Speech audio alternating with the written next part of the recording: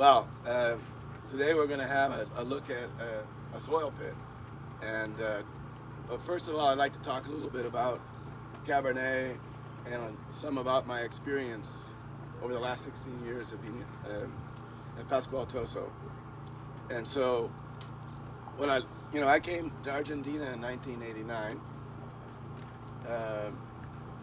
Actually, my first visit was before that. It was 1988 when I first came here, and I met Nicholas Catena at that time, and then we began working together in '89. And over the course of that time, I was also making trips to Bianchi Winery where I was consulting, and I would drive through this highway that you came in on today. And this is the area that I saw would look most interesting to me for growing Cabernet Sauvignon. And it's mainly because, as you may have noticed, they were digging up the road as you came through, and you see all the rocks. We're going to see in the soil pit, you don't have to look even into the pit to see the soils. You can see it's largely composed of rock. And of course we know that Cabernet loves well-drained soils, dry feet, and it likes low vigor sites. So here, as you can see, there's not a lot of organic material in the soil, and that really does the job when it comes to regulating the vigor of the plant. Cabernet Sauvignon, of course, is a vine that likes to grow. It's said to be a cross of Cabernet Franc and Sauvignon Blanc. Well, it has these compounds called pyrazines, and they give a greenness to the wine that typically is considered unpleasant. So you need a combination of low vigor soils so that basically the vine doesn't put all the energy into the vine and actually thinks about maturing its fruit so it can survive into the next year. And so we want to stress the vine for that reason. Here in Mendoza, essentially nothing really grows without irrigation. Except for this year, and maybe a few others in my experience over the course of X number, almost 26 or 27 years in Argentina. Everything needs to be irrigated because annually the rainfall mattered only 8 inches. Of course, we had 8 inches the last weekend. Highly irregular weather this year. But generally speaking, nothing agriculturally would survive very long here without some form of irrigation. And when I first came to Argentina, drip irrigation didn't exist. So it was only possible to irrigate the vineyard via flooding it or furrow irrigation. Also at that time, in the late 1980s, most vineyards were planted on ungrafted, or what we'd call Piedfranco here, native roots. And that was possible even though there is phylloxera in Mendoza.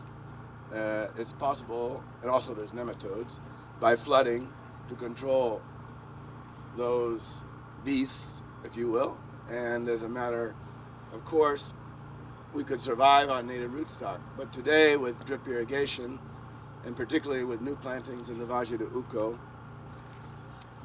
many of the rootstocks have to be now ungrafted, phylloxera-resistant roots. But anyway, getting back to what I wanted to say is that when I first came here and started passing back and forth, we were basically looking for great sites. And I was particularly interested in Cabernet because that was my experience before I really woke up to the possibility of Malbec. And so I was looking for high-quality Cabernet sites. Where we started with Catena's project, everything here started in the south, in the east of Mendoza. The Toso family is one of several families, the Catenas, the Zucardis, and others, that came in the late 1880s, and they planted, I suppose, primarily in these regions because it was easy access to the major market, rather than going to the Valle de Uco, which has only been developed, let's say, in the last 15 to 18 years.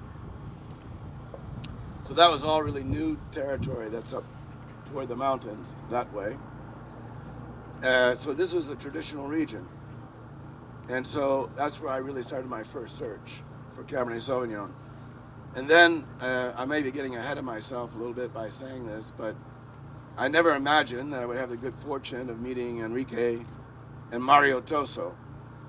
But in I think it was 1999, Enrique, that we, December. I don't know if we'll show you the room where the meeting took place. I hope so.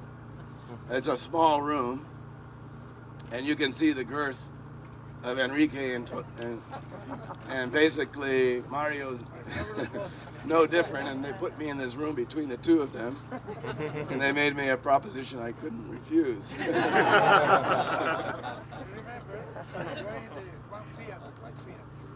Oh yeah, I remember that too. Well, what they didn't know is that I was already pretty excited about the opportunity to work at a site like this. So we'll talk more this afternoon. We'll get together and talk about the ageability and taste some wines and look at Toso's development over the past years. But right now, I just simply want to say that one of the reasons this is a great area for Cabernet Sauvignon, apart from the soils, the great drainage, these alluvial soils, you can see the rocks are rounded. So that means great drainage. Actually, everything is relative, right? And so when you think about rocks, and they say, well, you know, these areas to the east are typically heavier soils. And as you go higher into the Andes and higher under the shoulders, those soils are better drained. But when you go over to Chile, I mean, frankly, even the soils that are perhaps, with a few exceptions, they have much heavier soils. All through the Central Valley of Chile is heavy clays, very deep soils. And it's only when you get on the shoulders of the Andes, but the Andes over there are so steep that you can't really get on them very easily. So we're blessed here in Argentina. There's many jokes about how we're blessed. The right side of the Andes. But we're on the right side of the Andes, yes. I can say that when I'm on this side of the Andes. But it's an amazing terroir in the sense that off the Andes you have 30 kilometers or 40 kilometers or 50 kilometers of these very gradual, almost like a plane, but it has a slope to it. And if we happen to get up there and take a look down, you can just see this steady descent off the Andes that makes it very plantable. Here the soils are fairly uniform across the great distances. In Chile and even in California, there's much more variability. You got mini microsites, if you will, because every 2 or 3 vines, the soils change. And you can imagine how challenging that is to grow high quality grapes in a situation like that. So when we may walk a row. I don't know if we'll go that far or not, but you'll notice that there's great consistency for the most part down the row.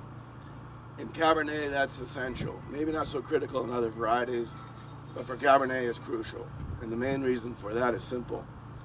I mentioned earlier the pyrazines or the green notes that you see in Cabernet. If one cluster on the vine is, let's say, delayed in maturity and another one is advanced, which one do you pick? And how do you know which one to pick?